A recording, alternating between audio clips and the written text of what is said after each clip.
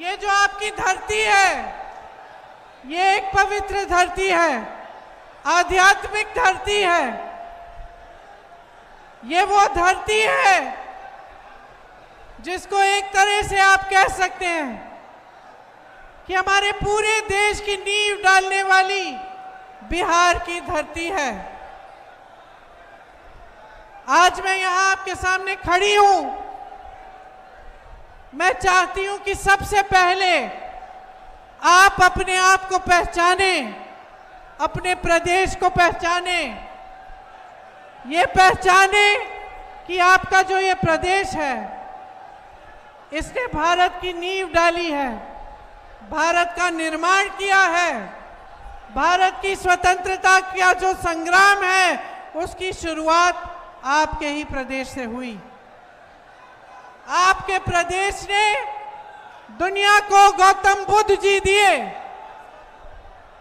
आपके प्रदेश ने महात्मा गांधी जी को प्रेरित किया कि यहां चंपारण से, बिहार के चंपारण से सत्याग्रह शुरू किया जाना चाहिए। आपके ही पूर्वजों ने इस देश की आजादी की लड़ाई लड़ी और एक वो भी समय था जब बिहार को देश का केंद्र माना जाता था, क्योंकि बिहार से बड़े बड़े अधिकारी, बड़े बड़े नेता, इस देश को चलाने वाले लोग यहां से आए थे। यहां की शिक्षा की व्यवस्था अव्वल मानी जाती थी। आईएएस के अफसर, आईपीएस के अफसर, आईएफएस के अफसर यहां से आते थे। ये आपके प्रदेश की महानता थी कि यहां बड़े बड़े उद्योग लगे, यहां से व्यापार भी शुरू हुआ और हमारे देश की जो मजबूती है उसका केंद्र बिहार माना जाता था। आज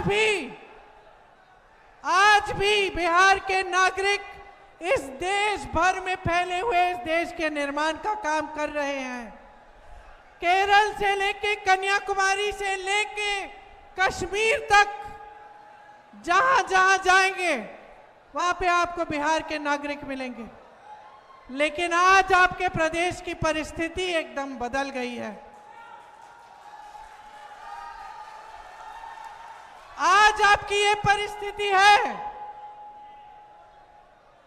कि देश के सबसे ज्यादा नौजवान यहां बिहार में हैं, लेकिन सबसे ज्यादा बेरोजगार भी बिहार में हैं। सारे नौजवान शिक्षित हैं। गरीब से गरीब परिवार का नौजवान हो, उसके माँ बाप ने संघर्ष करके किसी न किसी तरह उस बच्चे को पढ़ाया है, लिखाया है, लेकिन आज वो बेरोजगार है। आज आपके प्रदेश की परिस्थिति ये है कि शिक्षा की संस्थानें नई नई बन नहीं रही हैं, कि शिक्षा की व्यवस्था ठप है। आगे बच्चा अपने भविष्य को नहीं देख सकता। जहां वो पेपर देता है नौकरी के लिए, एग्जाम देता है, परीक्षा देता है, पेपर लीक हो जाता है, घोटाले होते हैं और उन घोटालों में नेता शामिल होते हैं। आज आपकी परिस्थिति ये है कि जहां आपके लहलहाते खेत होते थे, खेतों से किसान कमा पाते थे, आज किसान और खेती से कमा नहीं पा रहा है। दिन रात कड़ी मेहनत करता है, धूप में खून पसीना बहाता है, फिर भी उसकी कमाई नहीं होती, क्योंकि आज खेती का हर सामान महंगा हो चुका है। आपके उपज का दाम नहीं मिलता, आपको जो न्यूनतम समर्थन मूल्य है वो भी नहीं मिलता, खाद नहीं मिलती, सुविधा नहीं मिलती, बिजली नहीं मिलती, आप कमा नहीं सकते खेती से। आज बिहार की ये परिस्थिति है कि छोटे उद्योग जो एक समय में इस देश की रीढ़ की हड्डी थी, आज वो भी ठप हो गए हैं। कोई कोशिश करता है कि अपना छोटा सा बिजनेस बनाएगा, छोटी सी फैक्ट्री लगाएगा या छोटे दुकानदार हों, सब संकट में है, सब संघर्ष कर रहे हैं। जब बेटियों को पढ़ाने का समय आता है पीछे हटने लगते हैं। जब बच्चों को पाठशाला भेजना होता है, डर लगता है, घबराहट होती है। जब मौसम खराब होता है, घबराहट होती है कि घर में कुछ अगर पानी आने लग गया, मरम्मत करनी है तो कहां से करेंगे। जब कोई बीमार पड़ जाता है तो घबराहट होती है, डर लगता है कि इलाज कैसे कराएंगे, पैसे नहीं है। अस्पताल ले जाना है तो प्राइवेट में ले जाना पड़ेगा, प्राइवेट में बहुत पैसे लगेंगे। सरकार की तरफ से कोई सहायता नहीं है। मेरी बहन अपराध से जूझ रही है यहां।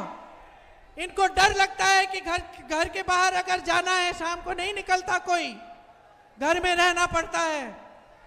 अपराध बढ़ रहा है, महिलाओं के खिलाफ, बच्चों के खिलाफ, अल्पसंख्यकों के खिलाफ, पिछड़ी जातियों के खिलाफ, अति पिछड़ी जातियों के खिलाफ और दलितों के खिलाफ 3 गुना बढ़ चुका है। कोई रोक नहीं है। यहां आपके एक क्षेत्र में बालू की माफिया हावी है, और बालू की माफिया से कौन मिला हुआ है, आप बताओ, आप बताओ। यहां से उप मुख्यमंत्री जी चुनाव लड़ रहे हैं। क्या किया है इन्होंने आपके लिए? आपको रोजगार दिया, आपको शिक्षा दी, आपको किसानों, यहां के किसानों की सहायता की। बाढ़ आती है तो सहायता मिलती है आपको। सिर्फ बालू बटोरने में व्यस्त है सारे। ये है आपकी असलियत।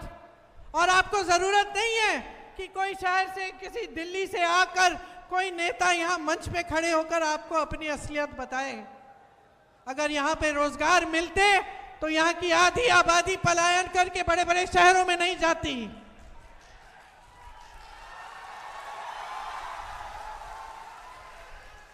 जहां जहां मैं जाती हूं दिल्ली में, अगर कोई मजदूरी का काम है या कोई और काम मैं देखती हूं कौन कर रहा है, और जब मुझे दिखता है कि अच्छा काम हो रहा है, मैं पूछती हूं कहां के हो भाई? जवाब क्या मिलता है, आप बताओ। आप बिहारी हो, आपको गर्व होना चाहिए आप पे, अपने आप पे। इस देश में जहां भी काम हो रहा है आप कर रहे हैं, और फिर भी आपका सम्मान नहीं है, और फिर भी आपके प्रति जो भावना है आपकी अपनी सरकार की और केंद्र की सरकार की, वो एकदम गलत भावना है। आपको आगे बढ़ाने के बजाय आपको पीछे ढकेल दिया। आपसे लेने का काम हो रहा है। आपकी जमीनें 1 रुपए के दाम में प्रधानमंत्री जी के बड़े बड़े उद्योगपति मित्रों को मिल रही है। आपको जमीन दी, आप लोन लेते हैं, आपके माता पिता लोन लेकर आपको पढ़ाते हैं। ये जो परीक्षा जिसमें घोटाले होते हैं, जिसमें पेपर लीक होती है, इसको देने के लिए कितना खर्चा होता है। ट्यूशन कराना पड़ता है, पैसे इकट्ठे करने पड़ते हैं। कोई किसान है, वो चाहता है अपना बेटा आगे बढ़े, अपनी बेटी आगे बढ़े, पैसे इकट्ठा करता है। माताएं काम करती हैं कि किसी न किसी तरह जुगाड़ करके अपनी बच्चियों को आगे बढ़ाएंगे।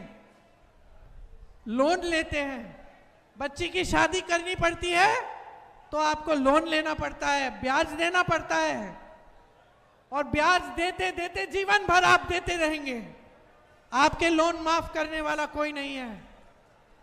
और ये बड़े बड़े उद्योगपति, अडानी जी, अंबानी जी, मोदी जी के बड़े अच्छे मित्र हैं। इनके हजारों लाख करोड़ रुपए के लोन माफ किए हैं, लेकिन आपके लिए पैसे नहीं है। जितने बड़े बड़े उद्योग होते थे जिससे आप लोगों को नौकरियां मिलती थी, जिन नौकरियों के लिए सब तड़पते थे कि हमें सरकारी नौकरी चाहिए ताकि हमें पेंशन मिले, सबसे पहले तो पेंशन रद्द कर दिया पुराना। उसके बाद निजीकरण द्वारा, ठेकेदारी द्वारा आपकी सारी नौकरियां खत्म हो रही हैं। सब ठेके पे है आज। और कमा कौन रहा है? आप खुद कह रहे हो।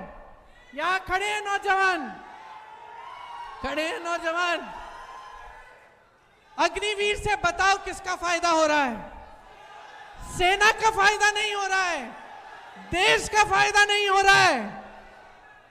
देश का फायदा नहीं हो रहा है, सेना का फायदा नहीं हो रहा है, नौजवानों का फायदा नहीं हो रहा है, तो किसका फायदा हो रहा है? क्यों बनाई ये स्कीम? ये जो सरकारें हैं ये सिर्फ और सिर्फ बड़े उद्योगपतियों के फायदे के लिए चल रही हैं, बस, और कुछ नहीं है। इनको कुछ दिखता ही नहीं है। मोदी जी जब पूछो कहीं किसी देश में भ्रमण कर रहे हैं या फिर अपने अपमानों की गिनती गिना रहे हैं कि मुझे इसने अपमानित किया, उसने मुझे गाली दी, ऐसा कहा वैसा कहा। अरे भैया रोना बंद कीजिए, आप प्रधानमंत्री हैं, इस देश के प्रधानमंत्री हैं। देश रो रहा है, नौजवान रो रहे हैं, नौकरी मांग रहे हैं, रोजगार मांग रहे हैं, शिक्षा मांग रहे हैं, किसान मदद मांग रहे हैं, और आप अपना रोना धोना कर रहे हैं। और ताज्जुब की बात है मेरे भाइयों और बहनों कि जैसे आपकी सुनवाई नहीं है आज के दिन, वैसे आपके जो मुख्यमंत्री हैं उनकी भी सुनवाई नहीं है। आज जो मुख्यमंत्री जी हैं उनकी केंद्र में कोई सुनवाई नहीं है। सरकार चल रही है, सिंगल इंजन से चल रही है, कोई डबल इंजन नहीं है, और ये सिंगल इंजन मोदी जी चला रहे हैं। जो निर्णय बिहार की जनता के हैं, जो संपत्ति बिहार की जनता की है, जो निर्णय बिहार के मुख्यमंत्री जी को लेने चाहिए, वो सब केंद्र में लिए जा रहे हैं, दिल्ली में लिए जा रहे हैं। आज बिहार की असलियत ये है मेरे भाइयों और बहनों। अब मैं आपको असलियत सुनिए, मैं आपको असलियत समझाने नहीं आई हूं, क्योंकि ये असलियत आप जी रहे हो। ये मेरी बहनें जो यहां बैठी हैं ये जी रही हैं, ये जानती हैं कि कितना संघर्ष का जीवन होता है महिला का। चाहे जो भी महिला हो, ये वर्दी पहन के महिलाएं खड़ी हैं, इनका भी संघर्ष का जीवन है। ये संघर्ष करके ये वर्दी पहनी है। आप खड़ी हो, आपने संघर्ष किया अपने जीवन में। मैं आपको जानती नहीं हूं, लेकिन आप महिलाओं में ये जानती हूं कि आपका कोई संघर्ष होगा। मैं जानती हूं कि समाज ने सहायता नहीं की, आपने हमेशा संघर्ष किया। इस देश की महिला ने इस देश को बनाया, इस समाज को एक रखा, मजबूत बनाया। जो आगे वाली पीढ़ी है उसको सिखाया, उसकी परवरिश की, उसको बचा के रखा, उसकी देखभाल की। लेकिन आज इस देश की महिला असुरक्षित है, बिहार की महिला असुरक्षित है, और उसके लिए कुछ नहीं किया जा रहा है। क्या किया जा रहा है मैं बताती हूं। चुनाव आ रहा है, चुनाव के एक हफ्ते पहले अचानक जो सरकार 20 साल के लिए चली, जिसने 20 सालों के लिए महिलाओं को कुछ नहीं दिया, चुनाव के एक हफ्ते पहले अचानक 10,000 रुपए देने लग गई।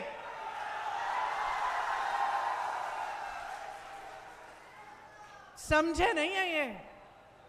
क्योंकि महिलाएं जो है ना बहुत समझदार होती है बहन, होती है कि नहीं? बहुत समझदार होती हैं। सबसे ज्यादा विवेक महिलाओं में है।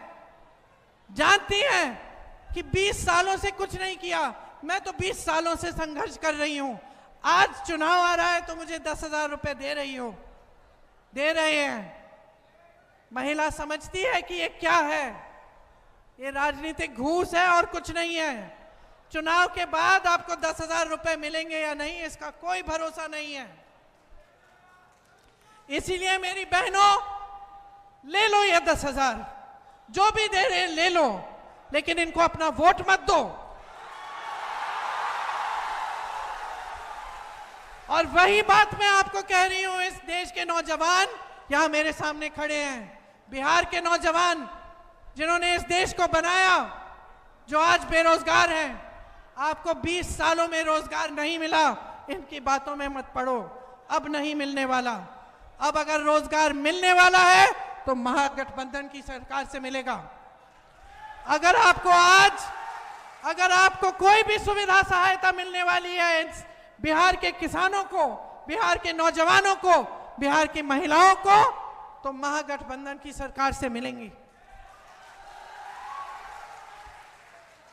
जो संघर्ष महात्मा गांधी जी ने किया, समानता के लिए, अधिकारों के लिए, इस देश के संविधान के लिए आज भी हम सब वो संघर्ष कर रहे हैं। आज भी वही परिस्थिति हमारे सामने है। पहले अंग्रेजी साम्राज्य था, अब मोदी जी का राज है, जिसमें अगर आवाज उठाओगे तो पीटे जाओगे, अगर सवाल करोगे तो मारे जाओगे, अगर संघर्ष करोगे तो तुम्हारी सुनवाई नहीं होगी। अगर बहुत सारे पैसे वाले होंगे, अगर बड़े बड़े उद्योगपति होंगे तो तुम्हारी पूरी सुनवाई हो जाएगी। ये है मोदी जी की सरकार और इस सच्चाई को आज इस देश की जनता समझ चुकी है, बिहार की जनता समझ चुकी है। महागठबंधन कह रहा है, हम लोग कह रहे हैं कि हम आपके लिए कई स्कीमें लाना चाहते हैं। पहली ये है कि 25 लाख का इलाज आपको मुफ्त में मिलेगा, चाहे हार्ट का, कैंसर का, कोई भी बड़ी बीमारी हो, आपको 25 लाख तक मुफ्त का इलाज मिलेगा। बहनों, आपके लिए 2500 रुपए हर महीने मिलेंगे। चुनाव के समय नहीं, चुनाव के बाद से शुरू होगा, जब हमारी सरकार बनेगी, और जब तक हमारी सरकार रहेगी तब तक आपको मिलेगा। गरीब परिवारों को जमीन मिलेगी, घर मिलेगा, और वो जमीन महिलाओं के नाम की जाएगी। नौजवानों, जब आप परीक्षाएं देते हैं तो जो फॉर्म है उसकी फीस मुफ्त में होगी, आप फिर फीस रद्द हो जाएगी। परीक्षा केंद्र में आने जाने का खर्चा मुफ्त का होगा। एजुकेशन सिटियां बनेंगी और इंडस्ट्रियल क्लस्टर बनेंगी 2000 एकड़ में। हर परिवार जिसके पास, जिसमें जो ऐसा परिवार है जिसमें किसी का रोजगार नहीं है, हर परिवार को एक रोजगार दिया जाएगा। अगर आप अपना छोटा व्यापार शुरू करना चाहते हैं, बिजनेस शुरू करना चाहते हैं, तो सरकार आपको 2 लाख रुपए देगी ताकि आपकी शुरुआत हो पाए, आप अपने पैरों पे खड़े हो पाए। आपकी जो डिग्री है, जो 3 साल की डिग्री आज 5-6 सालों में आपको मिलती है, वो आपको 3 सालों में ही मिलेगी। बहनों के लिए 500 रुपए का सिलेंडर होगा, और जो जीविका दीदी हैं उनके लिए 30,000 रुपए प्रति माह मिलेंगे और उनकी नौकरियां पक्की की जाएंगी। यहां कोई शिक्षा की व्यवस्था नहीं है। मैंने देखा, सुना है मैंने, हर अनुमंडल में महिला कॉलेज बनवाएंगे हम, अगर हमारी सरकार आएगी। विधवाओं के लिए 1500 रुपए का पेंशन, जो हर वर्ष 200 रुपए बढ़ाया जाएगा, और जो माई बहन की मान योजना है, उसके तहत जैसे मैंने कहा, आपको 2500 रुपए हर महीने महिलाओं को मिलेंगे।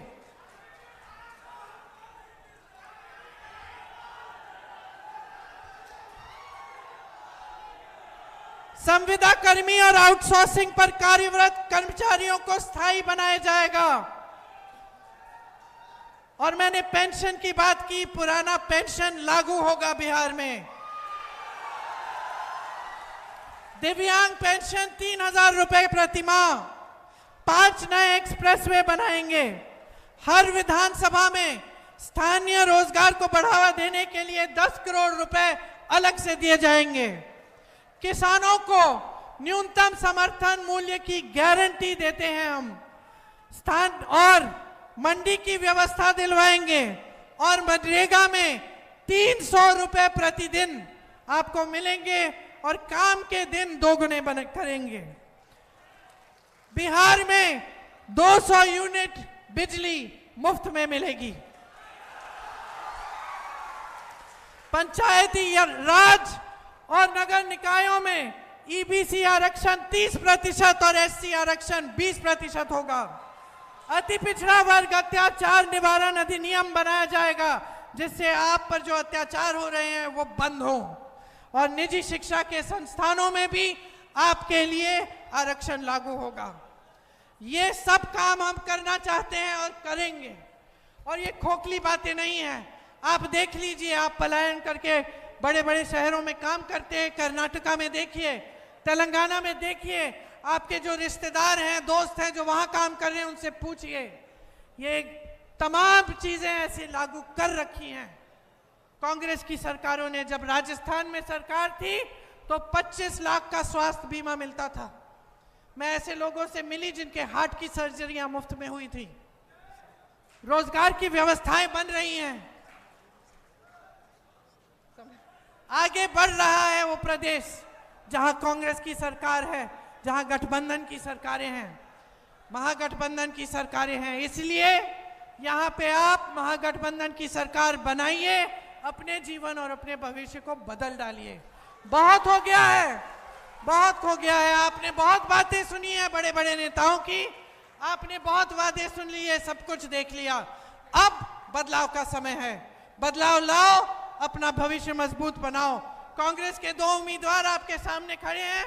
महागठबंधन के उम्मीदवार हैं विनोद चौधरी जी सिकंदरा विधानसभा के, और अमरेश कुमार जी आपकी विधानसभा के लखीसराय से। आप इनको भारी से भारी बहुमत से जिताइए, महागठबंधन की सरकार लाइए।